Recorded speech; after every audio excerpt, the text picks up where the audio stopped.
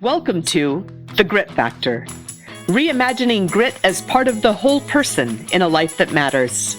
I'm your host, Shannon Huffman-Polson. This season is brought to you by Tiller, the first personal finance service to automate all your daily spending and account balances into spreadsheets, so you can track everything in one place with everything customizable, strict privacy, and no ads. Try Tiller free today at tillerhq.com. Also by the Grit Institute, providing whole leader learning journeys in grit and resilience, purpose and storytelling. Invest in your people for long-term success. Find out more at thegritinstitute.com. Today I'm talking with Kim Campbell, a retired Air Force colonel and fighter pilot. She recently retired after 24 years of active service, including multiple deployments. She was most recently the director for the Center for Character and Leadership Development at the United States Air Force Academy. Kim has flown 1,800 hours in the A-10 Warthog, including more than 100 combat missions protecting troops on the ground in both Iraq and Afghanistan. In 2003, she was awarded the Distinguished Flying Cross for Heroism for the successful close air support of ground forces and recovery of an A-10 with heavy battle damage. I really enjoyed our conversation and hope you will too. Let's take a listen. Well, welcome, Kim. It's so good to see you. You as well. Thanks for inviting me. Thanks for joining me. So much to talk to this audience about your incredible experiences. I know you've both had incredible experiences and you've done such a wonderful job already beginning to share those with others so that they can learn from them. And I'm excited for this audience to be able to learn from you as well. Absolutely. Thank you. Give us a little bit of an overview, if you don't mind, of what your career was like in the Air Force. Yeah, so I just finished 24 years of military service. I retired in August of 2021. And it was, I have to say, I've had some time to reflect and look back, and I'm so thankful for all the experiences, both good and bad, the challenges, the obstacles. I think they really made me the person that I am today. They made me a better mom, a better wife, a better leader.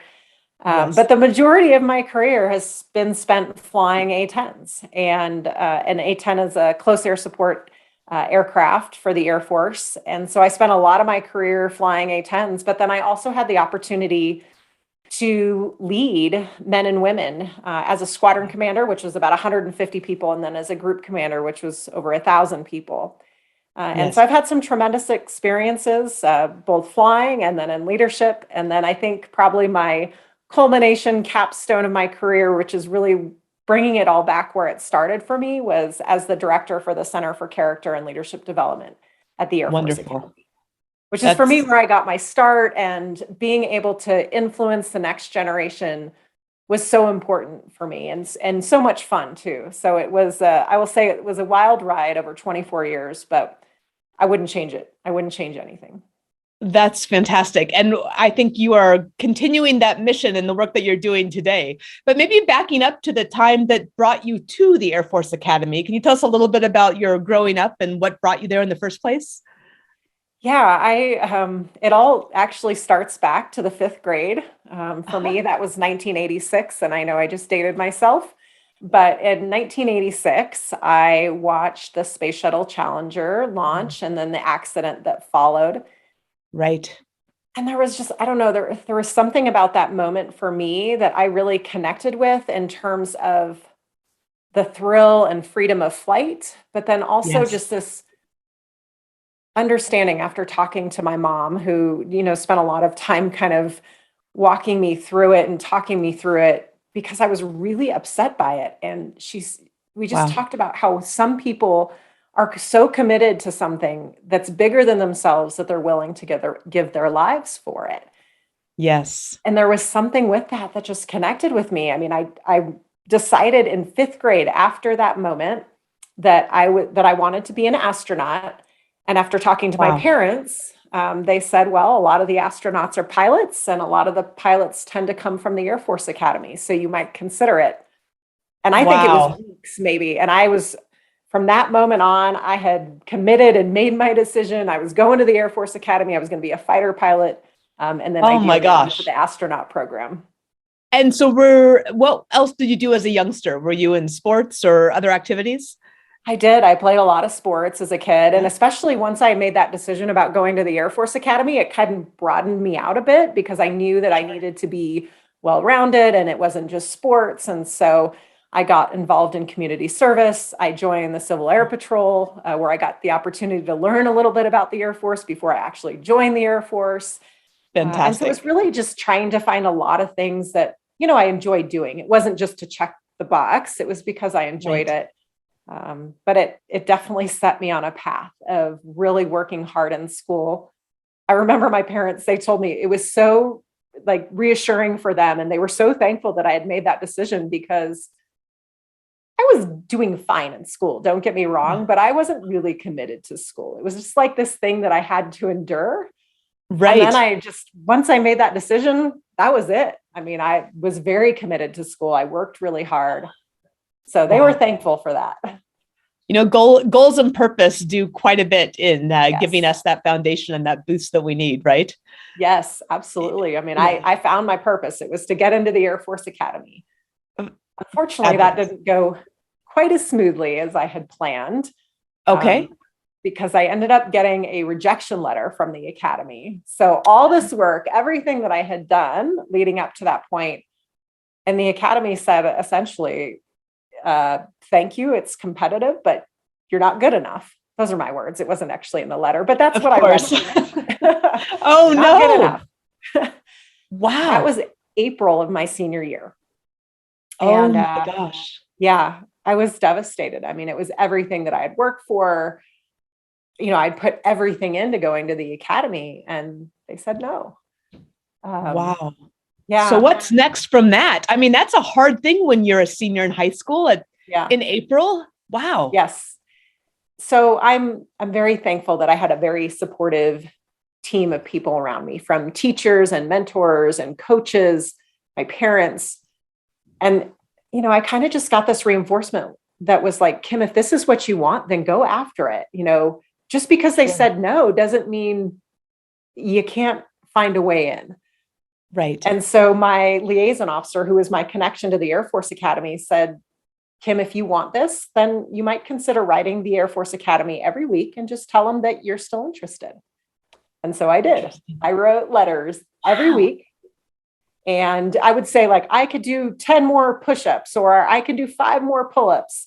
I got an A on my math test. I mean, some of it was probably ridiculous, but That is great. I told them that if someone else said no, if someone else turned down their appointment, which was essentially what had to happen, that I was Right. ready, that I was going to be there. I was Wow. so ready that I was going to show up on our initiation day. And if somebody didn't get off the bus, like they were decided this wasn't for them, I was going to be like, hey, I'm over here. It didn't happen that Wow. way. That is amazing. Well, it was what I wanted. I had applied Sure. to other schools, but I wasn't interested in going to them. And so I was kind of willing to do whatever it took to get in. So how did that play out? When did you hear something different from them? In June, about 2 to 3 weeks before arriving at the academy, I got the acceptance letter and it, welcoming me with a class of 1997 to go to the Air Force Academy. And Oh my I was gosh. obviously overjoyed and thankful and relieved that all that hard work and kind of all that just going after what I wanted had paid off. My gosh. That's an impressive lesson to learn as a young person. That Yeah, kind of and perseverance and not being well, devastated so much that you don't act, right? yeah, and I was devastated, but the encouragement that I had around me to say, don't quit. If this is what you want, go after that. Right. I honestly think that rejection, which is really what it was, Sure. made me do better while I was there because it was Yes. like I had something to prove. And Right. so I worked really, really hard when I was there as a cadet. And Sure. I went from being rejected from the academy to graduating at the top of my class. And it was kind of like I proved to them that I had earned it, that I was worthy of that appointment. Right. So, Oh, that's fantastic. And you were not only the top of your class, you were also, weren't you the commandant of the cadets? so the position is the cadet wing commander. So Ah, I finished out my senior year as the cadet wing commander, which is the cadet that's in charge of all 4,000 cadets, which is the highest ranking position, that's which amazing. was a tremendous opportunity. I mean, I learned so much about leadership at such a young age and got to make mistakes and fail and, in an environment that was fairly forgiving amongst the peers. But I mean, it was such a tremendous opportunity. So yeah, I think, the rejection, the hard times, the failures really pushed me to do better. I mean, I just was like, I had to prove that I had earned it, that I was, that I was so committed, and they made the right choice, right? By letting me in. Like I did all right. Yeah. It's kind of what I wanted to tell them. Better than all right. That's right. Exceeded all expectations. That's excellent. Yeah. And so how did that, and I feel like there's so much to go into and everything that you're talking about. I want to hear about your experiences at the academy as well. But I know that you have such a long career that we want to get into some of the rest of it. How did you end up at the academy going aviation, which I know is not everyone goes aviation in the Air Force. Some people, I think that the Air Force is all pilots, but obviously most people have to support the pilots. So how did you end up? I know that was the goal, and obviously being top of your class probably helped, but tell us about the journey into the A-10 and what that first experience was like for you. Yeah, I mean, obviously getting to pilot training was a huge goal of mine. And it's a competitive process. I mean, you have to do well in order to get what you want. And I was able to put myself in a position to choose the career field that I wanted to go into. And then once I was at pilot training, it was a bit of a journey for me because I was pretty confident I wanted to fly fighters. I mean, that was just, to me, the tip of the spear, kind of the top of the class. It doesn't mean that everybody wants it, though. It's got to be something that you want to do as well. For me, it was. I mean, I wanted to fly fighters. I didn't know what I wanted to fly, though, initially. Okay.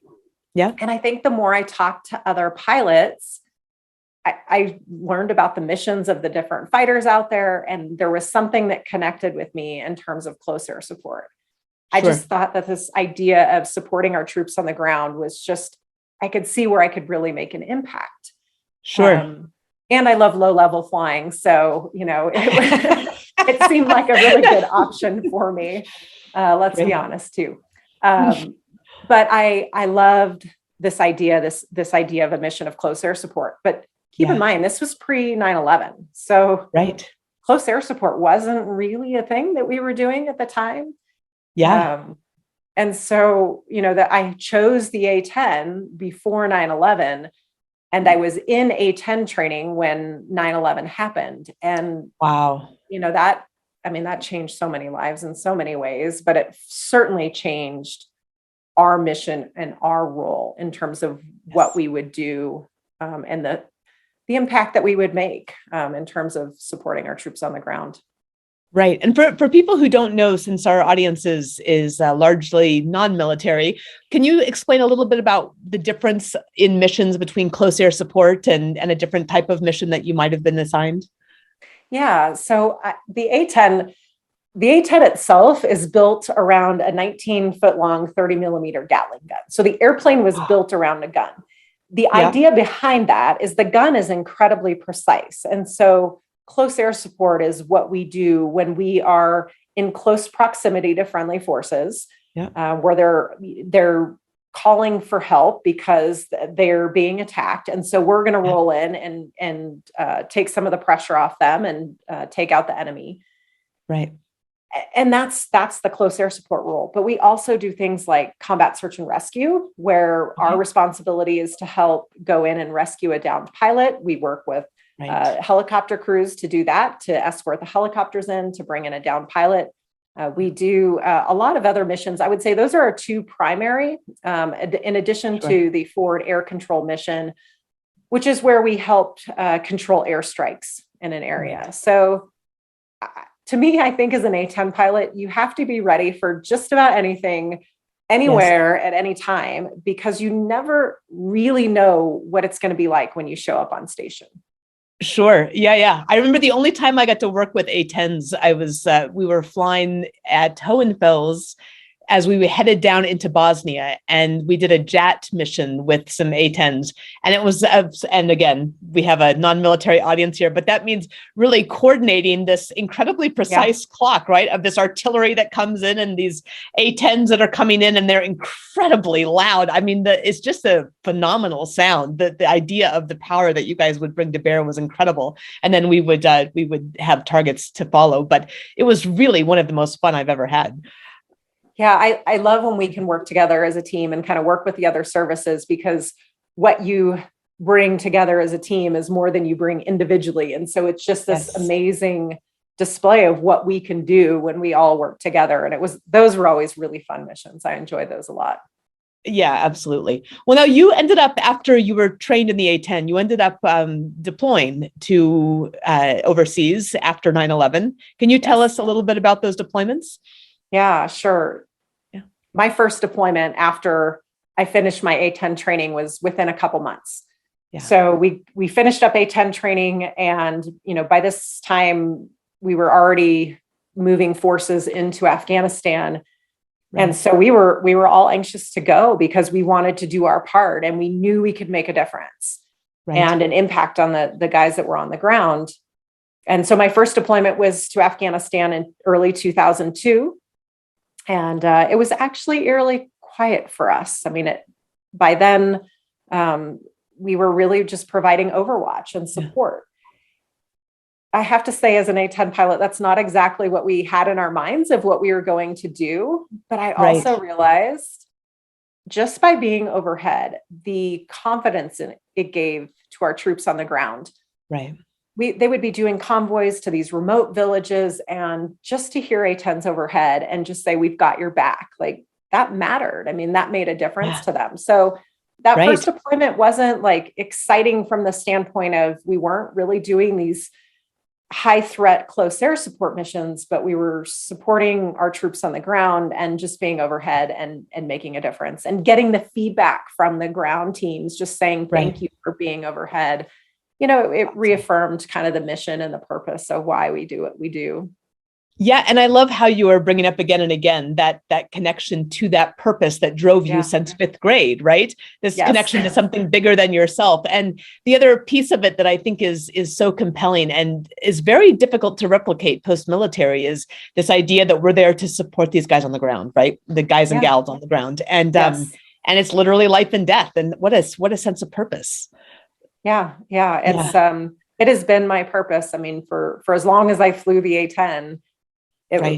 That is what gave me purpose. And the feedback, the satisfaction that you get when you know that you made a difference. I mean, just the notes from troops that I had supported, just saying thanks. I mean, that to me meant more than anything, and just reaffirmed why we do what we do.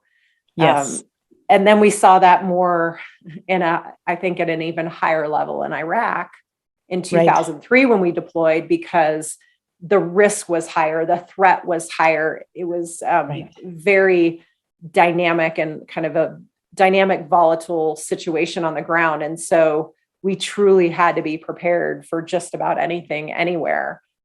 Right. But we were saving lives, and we were making a difference. And in that next deployment to Iraq, you had a pretty scary mission, I think. Yeah. Can you tell us a little bit about that? I would say this one ranks up there right at the highest level of probably my most terrifying moment in the A-10. But again, all for the purpose of supporting our troops on the ground. Right.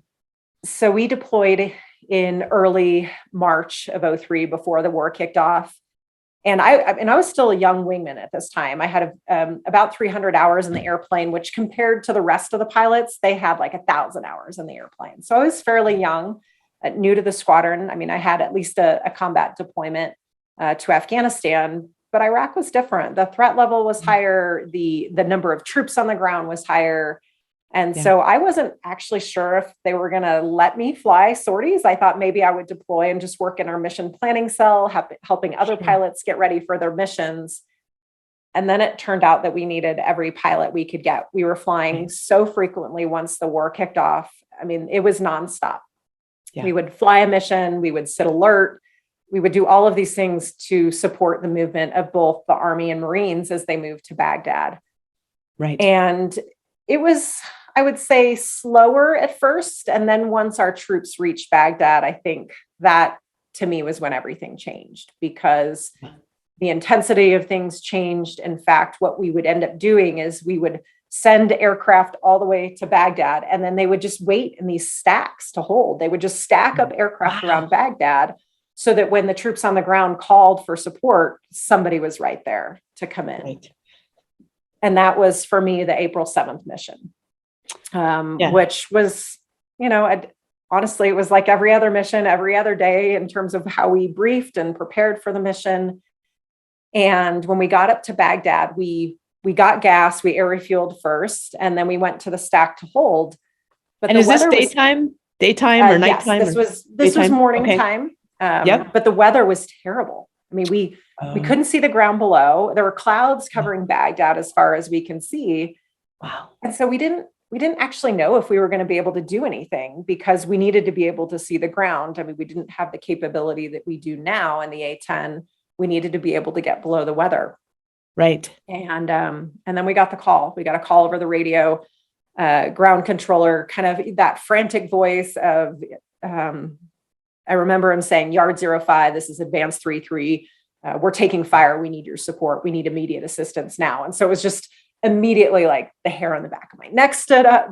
And I was just, adrenaline starts pumping, because, lives are on the line. And so it's just, right. You want to bring your A game. You want to perform at your best, because lives on the ground depend on it.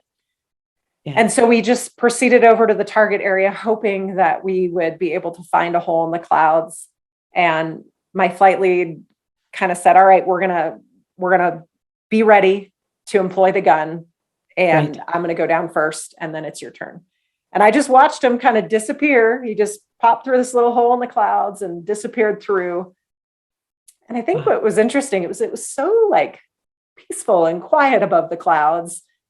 And then I dove down through the weather, and it was just this immediate firefight. I mean, I could see bright flashes and smoke and tracers. So to go from like quiet above the clouds to just this massive firefight, it was surreal for a second. It was just like, this is everything that we train for. This is what we plan for.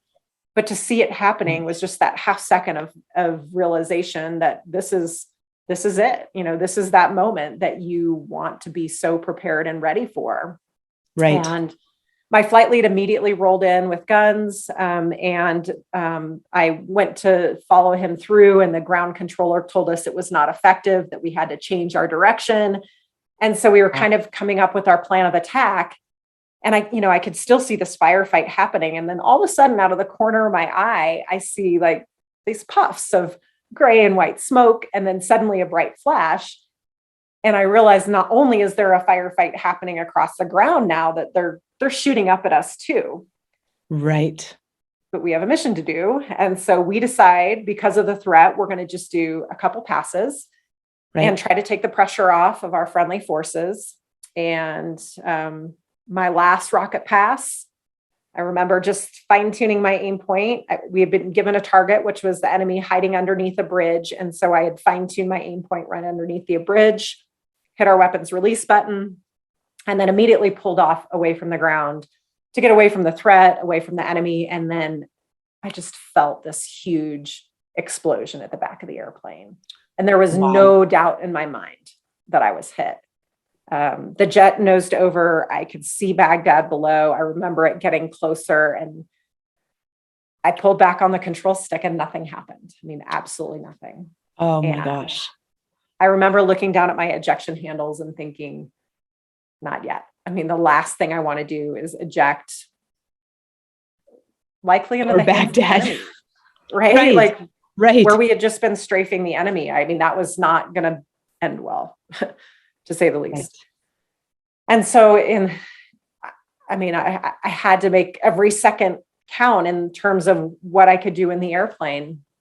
And I went back to the basics, quickly try to analyze the situation and had the master caution light flashing at me. I had a caution panel down at the side that was lit up like a Christmas tree.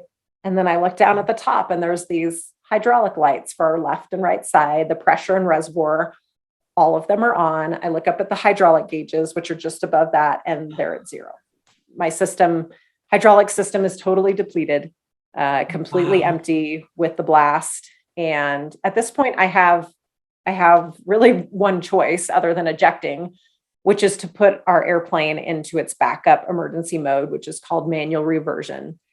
Okay. And so I flipped the switch and the airplane slowly started to climb away from Baghdad, which was a huge relief, which is, that's just an understatement of a word, but right. It was like the first moment I thought, okay, I might actually survive this. Like I might actually make it out of here alive. Wow. But the plane's not handling the same way under that other system, right? At all. No, it's now flying on what we would call old school flying, like cranks and cables and pulleys. Yes. So it's flying. I mean, it's maneuvering, just not very well. I mean, I've heard other pilots describe flying in manual reversion like or driving a dump truck or a semi truck without power steering. Not something I've done, but it just tells you like it was just difficult and heavy to fly and not very maneuverable, but it's flying. Right. And at this point, that's all I care about, that I can try to get my way out of Baghdad. Because I think, if I have to eject, ideally I'm over the friendly location where I, can float my parachute down into the friendlies. Sure. Or I'm outside of Baghdad where if I have to eject, ideally my chances of evasion and escape are going to be better than inside the city. I mean, these are the things that I'm thinking about. Where's your flight lead? So my flight lead at this point is about a mile away from me as we were attacking the target. Wow. And as soon as I was hit, I keyed the mic and said, 2 got hit, 2 got hit. And so he immediately went into flight lead, wingman, mutual support mode. I mean, it was amazing. Right. I didn't have the brain bites to really recognize how good and how important his actions were then. But when I went back and listened to the radio, the recording of the mission, I mean, it was impressive how quickly he came in to do those things that I did not have the situational awareness to do. Sure. When I said I was hit, he immediately told me to put out more chaff and flare so that my airplane wouldn't get hit again, because he could see they were still shooting at us. Sure. And then I told him that I was in manual reversion, and he immediately said, move west, because in his mind, again, he's trying to get me over to the friendlies where the friendlies were. And I told him I was having trouble climbing, and he told me to emergency jettison everything off the airplane to help my climb. I mean, these were all things that a wingman does for you. I mean, that's why we don't fly alone, why we have that mutual support. So his role was absolutely critical in helping me get out of there safely. Wow. So now you're flying back towards home, hoping that it's going to work. Yes. How? Yes, hoping and praying that it's going to work. Manual reversion is not something that we train in very often. Right. And we do it just once during our initial training, just to kind of feel the heaviness of the airplane and know how it responds. Right. But manual reversion landings is not something that we had practiced at all. Not in the simulator, not in flight. It was too dangerous in flight. And so it was just not something that we talked about doing. There is a checklist for manual reversion landing though, and it says attempt under ideal conditions only, which still makes me laugh to this day, because I don't know how could it actually be ideal and you're in manual reversion? Right. But, I mean, I knew I had a decision to make. I could fly the airplane back to friendly territory and eject, or I could fly back and attempt to land. Right. Which was, I mean, to me, that decision was like trying to make the decision between life and death. Like I felt like either one could have life or death consequences. Like I didn't know what was the right decision, or, I was nervous really to make that decision. And then my flight lead said, Casey, you're flying a single seat fighter and the decision is yours. And no matter what, I will back you up. No matter what happens, I have your back. And that was really reassuring for me for many reasons. Right. But I think his confidence in me, like letting me and empowering me to make that decision, gave me confidence in myself. Yes. And in a news report later, someone asked him about, was he nervous about letting me land or letting me make that decision? And he was so matter of fact. And he just said, no, Casey's a good pilot. I knew she could do it. I mean, he was so confident in me. But it was still a really difficult decision. Sure. I had an hour to fly the airplane. So I had an hour to kind of think through it and get a feel for how it was flying. And I knew that I could still eject, even as I came close to land, that I would still have the opportunity to eject if I needed to. Right. But after weighing kind of all the pros and cons and having long discussions about it, I decided that I felt comfortable and I felt very confident in trying to land the airplane. And so I made the decision that I was going to attempt to land. Wow. But it was a long flight home. Oh my gosh. It's a long time to contemplate and talk about that you might crash. You know, we had those conversations because we had to be really honest about what the risks were and what we would do to mitigate those risks. So we had discussions about where we would land. We avoided an air base in Iraq that the US had owned at the time because there was one fire truck. There was no hospital. I mean, those are the things that we talked about, and that helped us. Those are hard conversations to have. Yes. But talking through the contingencies, it helped me be more confident in kind of the plan that I was going after. Wow. So is there anything you want to share about the landing, or is it? That landing was the best one that I've ever done. Best one ever. Best one ever. Any landing you can walk away from is a good one. Yes, that's right. I equate it to like a Navy think power on landing. Like it just, because of the way the airplane flies, you don't want to pull the power at the last minute, which is normally what in an airplane, how we slow down is we pull the power. Yeah. But what we had learned from previous experiences with when you pull the power in manual reversion, the nose will dump, which is obviously not a good thing for landing. Right. And so I just had in my mind this power on, Navy carrier style landing. Wow.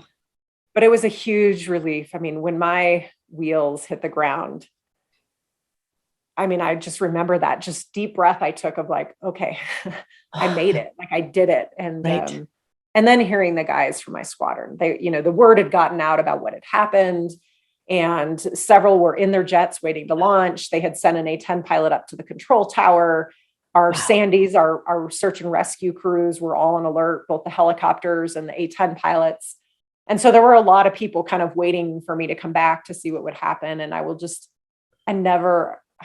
never forget kind of the words that I heard from them over the radio, just welcoming me home. And it was just like such a sense of relief. I mean, just that I had done it. Like it was this terrifying, terrible scenario, and I had been able to do it. I mean, I took action, I was decisive, and I landed that airplane successfully. Right.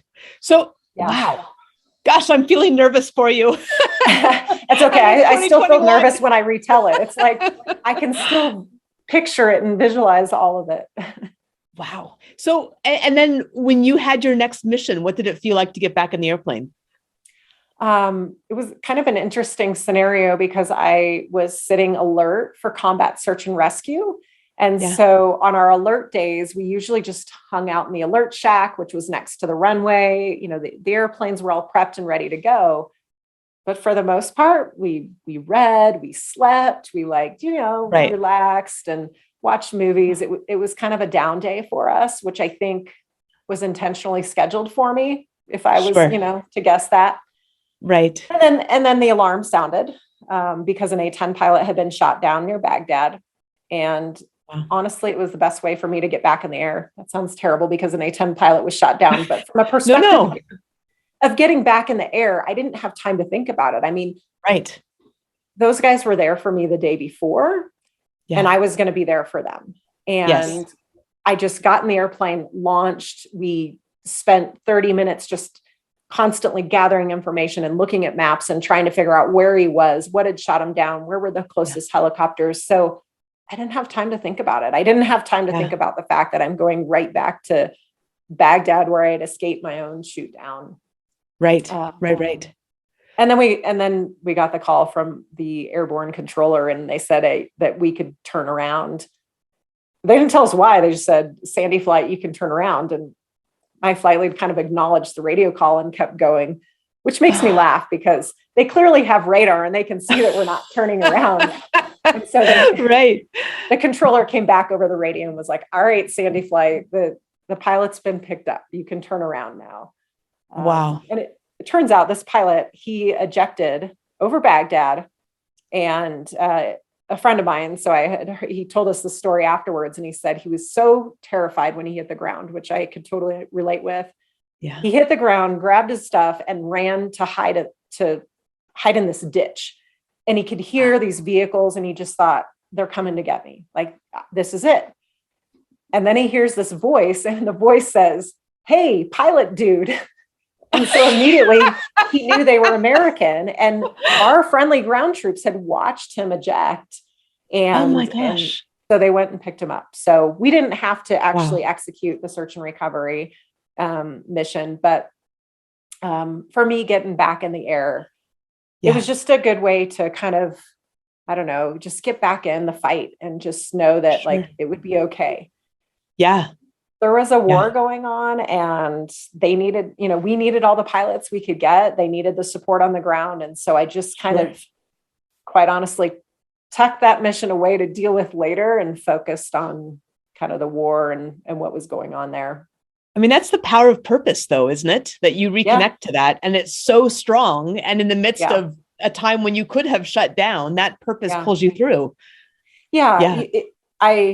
I believe so strongly in what we were doing. And I could see on the missions, like I knew we were making a difference. I knew that it helped our troops get home safely, to get home to their families. And so the fear, the stress, the nervousness, the anxiety that I was feeling about flying, I just, I acknowledged that it was there, but I just kind of said, you know what, there's something more important here. And, I can do this. It also helped that I had a really incredible supportive squadron to surround, that surrounded me and knew that that had been a really tough moment, but they were there to kind of lift me up and help me refocus on what was important. And then later, just to be clear, I did, I mentioned I tucked it away. I don't necessarily believe that's a healthy concept. I think at some point you have to unpack that and think through that and kind of acknowledge all those fears and things. But I think in the moment, it worked for me. What pilots have to compartmentalize, right? In the moment, you have to put things in their boxes and then do your thing. And then you come back to it later, right? Yeah. I mean, and it doesn't have to be this life or death situation, right? It could be that my 3-year-old son is, having, difficulty at home, and I can't be thinking about that when I'm flying missions. So I think it actually, we talk about pilots compartmentalizing, but if you think about it in normal life and like the business world, if you're giving this really important, critical presentation, you need to be in the moment. You need to be there thinking about all those things that you prepared for and not thinking about kind of the other distractors. And so absolutely. That's right. Compartmentalization can be a useful thing. It just has to be used in the right way.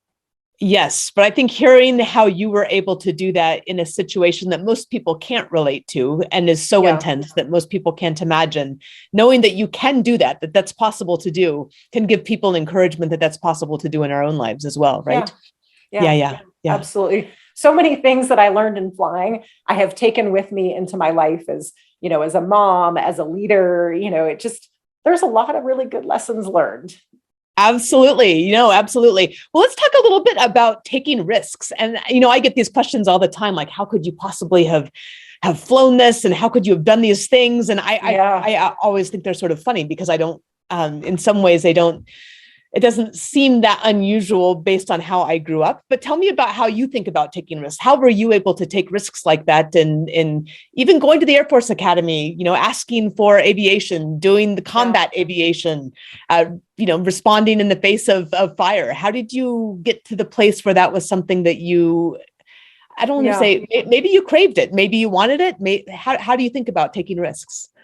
Well, I think it does go back a little bit to purpose, right? What's the purpose of the risk? Why am I doing that? For, in flying the A-10, the risk is all about saving our troops on the ground. And so how much risk am I willing to take? I also think that we take smart risk. Like we think through this. We don't just go out there and do something without having thought through it. Of course. To me, looking back now, when I realize, why was I successful in that moment over Baghdad? Like how did I get to the point where I could take action, be decisive, even when I was terrified, even when there were so many things going on? Right. And I look back and I really think it comes down to preparation, right? I knew my aircraft systems. I had done all the studying. I had done all the research. I knew data. I knew numbers. And then I practiced, because you can prepare all you want, but practicing, which in the aviation community, at least in the Air Force, we call it chair flying, where we would sit in a chair and think through the mission and go through the radio calls and just step by step, those critical steps. I think that idea of visualization and thinking through things before they happen is very useful. Because it gives you confidence.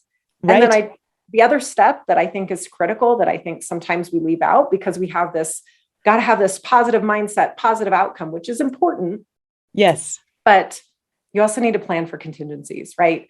Those things that will go wrong, the likely things, right? What are those things that could happen on a mission? And battle damage is one of them. And so we had clearly talked about what we would do in that scenario.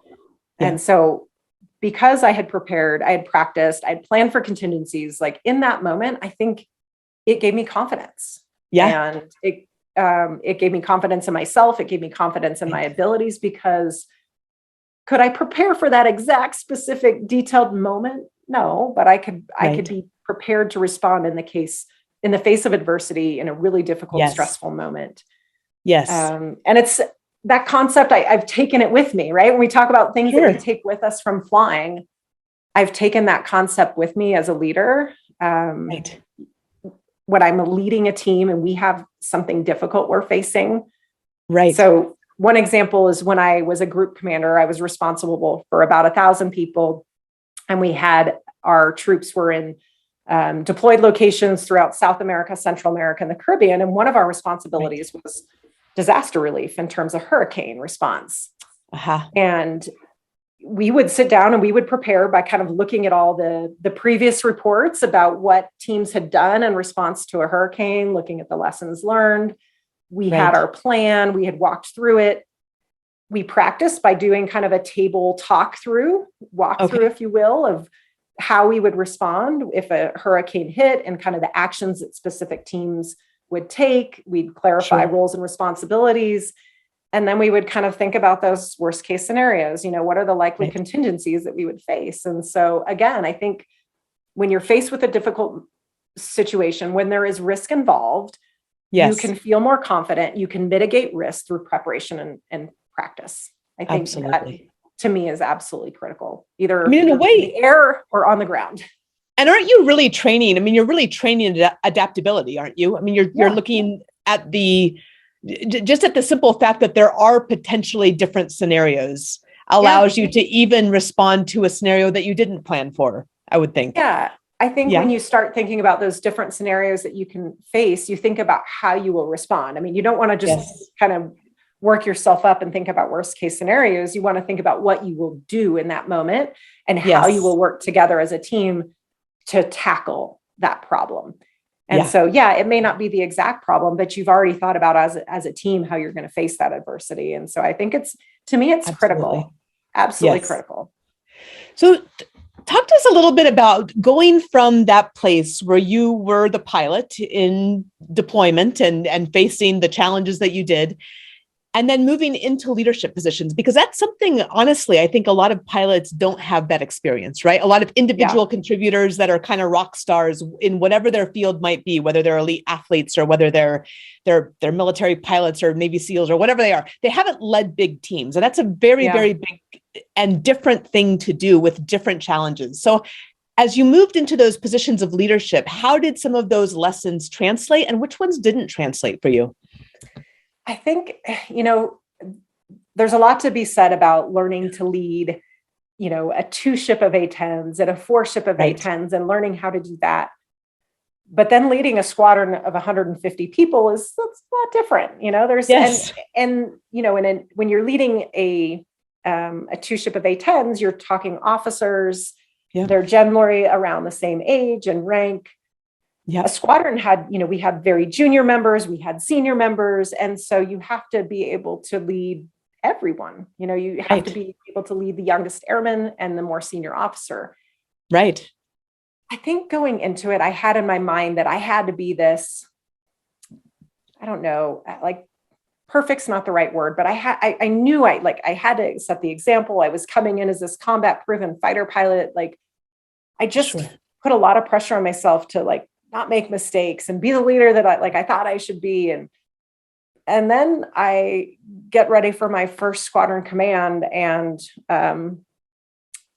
the first thing for squadron command is you have a change of command ceremony, which is just a formal ceremony. You're familiar. Sure. And during the ceremony, my 3-year-old son decided that he was going to come sit on my lap in the middle of the ceremony. I love that. Which is cute. But for like a new commander, I just kept thinking, oh my gosh, what is my team going to think of me? Like I'm supposed to take over 150 people and I cannot control my 3-year-old son. I was so, just nervous about what they were thinking. Right. And, in that moment with my son on my lap, there was nothing I could do at that point. Right. Sure. And I just kind of had this realization of just let it go. Right. Like I'm a mom, I'm a wife, I'm a fighter pilot, I'm a leader, I'm all these things. And my team needs to see me for who I am. Sure. That was reaffirmed after the ceremony when I went out to the different units to talk with my team. And that moment of vulnerability on stage with my son, like really connected me with my team in a way that I don't think I was prepared for. Like it showed me that being human is a good thing. Right. And why did I, in my mind, I just had to be, tough, combat proven fighter pilot. And it was such a good lesson from my 3-year-old, by the way. I'm sure. Right. That you can be compassionate, you can be human, you can care, and you can be tough. You can make those difficult decisions. And so it really showed me this idea that really I hadn't prepared myself for, of like just being vulnerable with your team and being open and being truly authentic to who you are as a person. Yes, that's a beautiful story and such an important lesson and such a hard one, I think, especially for minorities working in majority fields, right? Where they are, whether it's women, whether it's someone of color,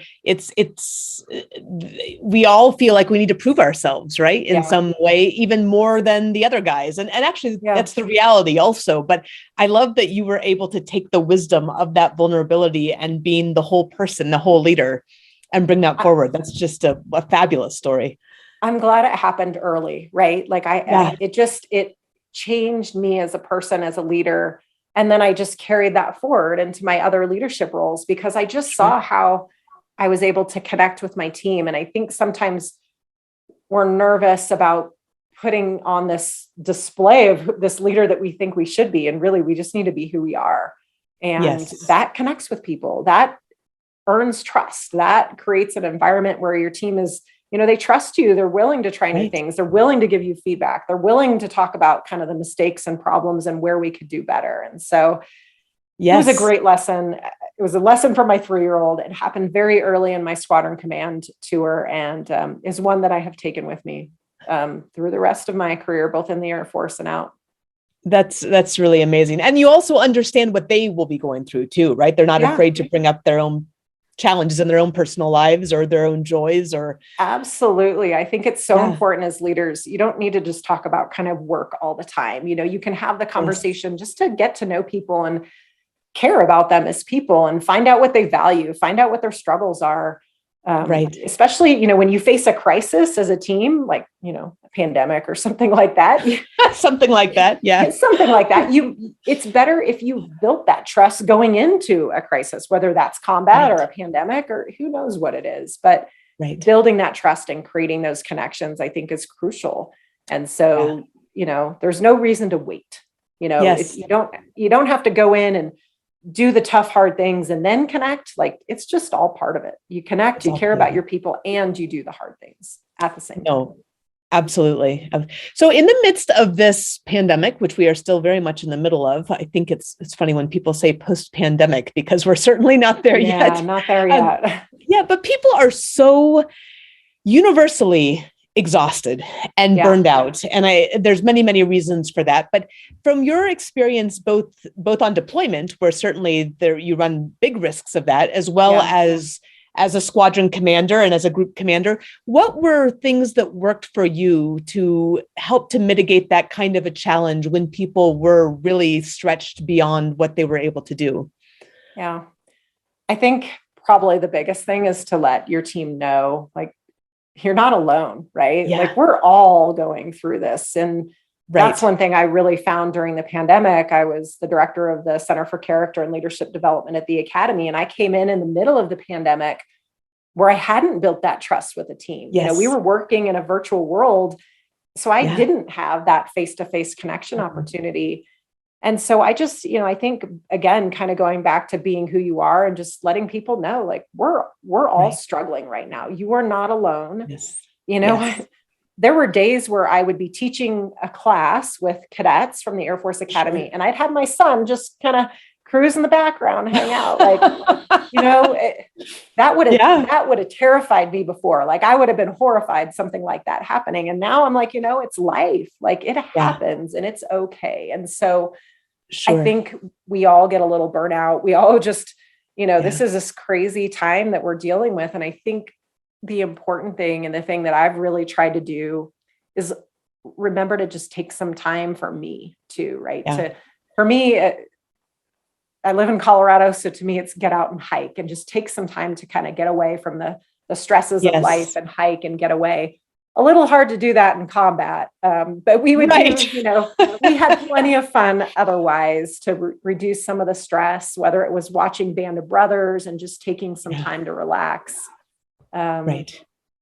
Doing those things and remembering that even in a pandemic world, even in a world where many people are working remotely, you can still take the time to connect with people, to take that downtime.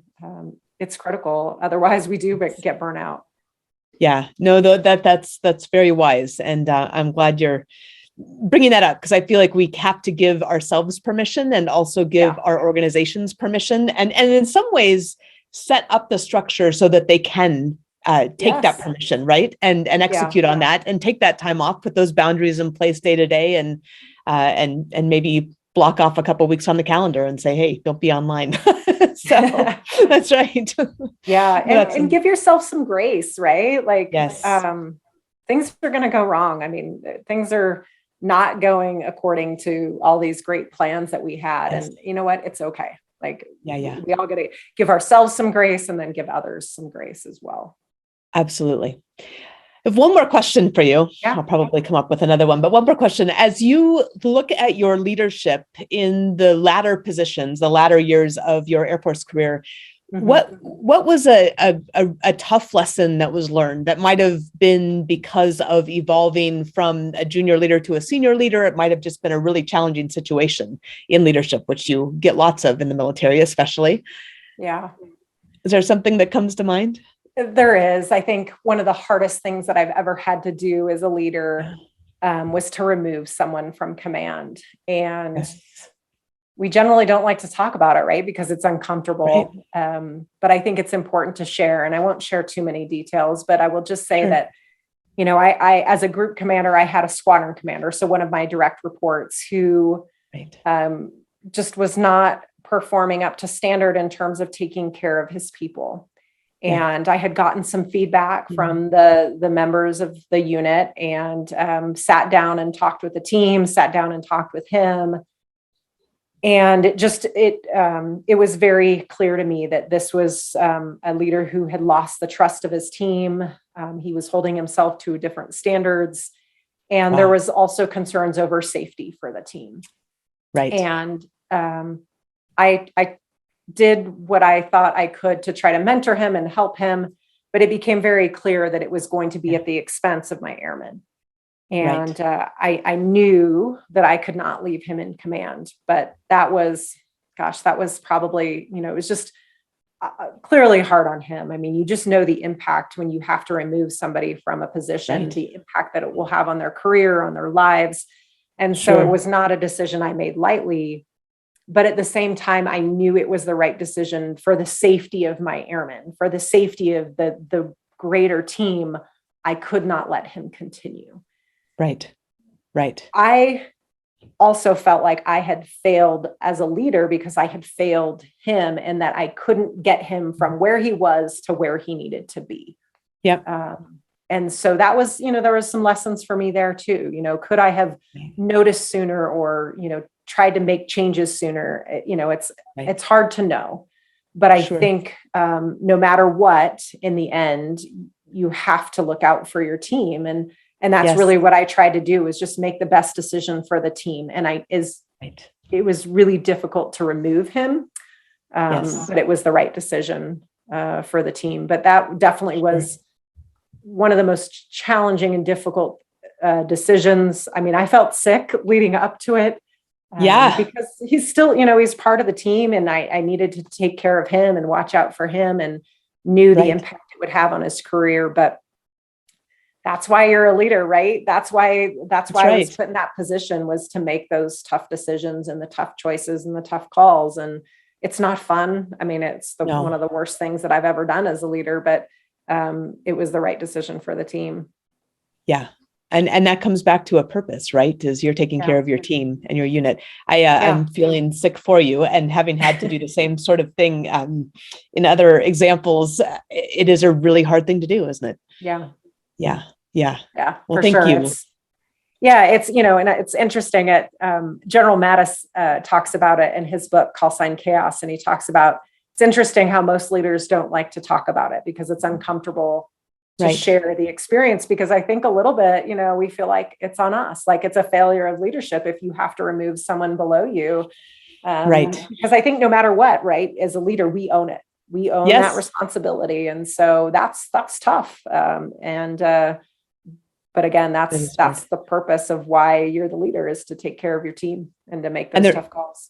And there's plenty of leaders not willing to make those tough calls. So that is part of being a leader and doing that work, isn't it? Yeah, absolutely. I mean, that is it. It's sometimes you don't want to make the tough calls or make the hard decisions because, in general, we want to be liked, sometimes we look at that, but I think that's not a leader. A leader is someone that is going to make those hard decisions. And to me, that's what leading with courage is. I mean, it's the ability to connect with your team, and it's the ability to make the hard choices and the tough decisions. And as a leader, I think if you're going to be effective in this, difficult, dynamic, constantly changing environment, you have to have courage. Yes, absolutely. And we need more leaders with courage. Yes. There's no question. Absolutely. Yeah. One last question. I promise you I won't do this again. What is one thing that you wish that you had known as either as you were starting out or as you were making a significant transition within your career? Something that you wish you had known earlier that you would tell new leaders or transitioning leaders today? In terms of transition, I would say start early, start early thinking about what's important to you and what's your purpose, what's your passion. I had it was hard for me when I stopped flying the A-10 because that was my why, that was my purpose, that was my passion, that was everything that I wanted to do. And so when I transitioned out of that, when I had my final flight in the A-10, I had to find a new purpose. And I found it at the Air Force Academy. I found it in developing our next generation of leaders. I got the opportunity to teach in the classroom. And then I got the opportunity to be the director at the Center for Character and Leadership Development. And I found my purpose and my passion. It was influencing in the next generation of leaders. And so I think when you are transitioning between those stages in your life, you have to find something that you're passionate about. It's not about the paycheck. It's, for me, it's about finding what we love to do. Yes. When I retired from the military, that was 24 years. I mean, that's a long time to be doing the same thing. And I certainly miss the camaraderie. I miss the people. And so I had to, for me, it was now find my new passion and my new purpose. And I have found that through sharing stories from my time in service and sharing those lessons learned, right? I don't want anybody to have to go fly a mission in combat and get hit with a missile, but I do want them to experience it with me as I share the story. Sure. And then those lessons learned, because I think it's so important to share lessons and share those stories, because when we share those things, even when they're hard, even when they're uncomfortable, even if they expose mistakes or weaknesses, those stories help make others better. So it's all about finding your purpose, your passion, your why. If you're going to commit to something, then love it, right? Go out and do what you love to do. It just makes life a whole lot better. It does. And we're so fortunate to live in a time where it's possible to find a way to do exactly that. Absolutely. Absolutely. Well, thank you so much. Kim is a sought-after keynote speaker, sharing her inspirational story with business and corporate audiences about a life-changing combat experience and weaving in lessons about leadership, vulnerability, and courage. You can find Kim at kim-kc-campbell.com, as well as on LinkedIn and Twitter. That's kim-kc-campbell.com. Thanks for listening to The Grit Factor. If you enjoyed this episode, please leave us a review on your favorite podcast app and share it with a friend. Also, pick up your own copy of The Grit Factor for more candid stories and lessons from leaders in the vanguards of their fields. And invest in yourself and in your team with learning journeys in grit, leadership, purpose, and storytelling at thegritinstitute.com. Thanks for listening. I hope you'll join me for the next episode of The Grit Factor.